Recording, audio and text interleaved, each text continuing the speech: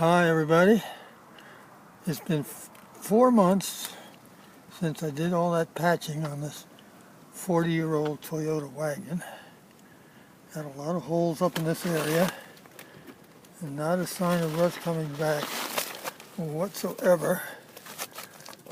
Had holes right here. No rust there. And this wheel well had at least 20 perforations. Not a hint of rust anywhere along that region. And getting to the back,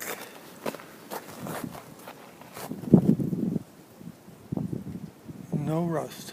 No rust at all.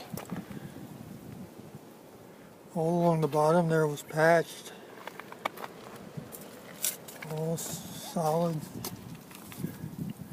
There's a little rust right there, but I didn't patch that particular spot. And then on this side, which wasn't as bad, but there was some patching done along this wheel well, and no rust coming back there. And down on this corner, there was some rust that is now totally gone. And over here,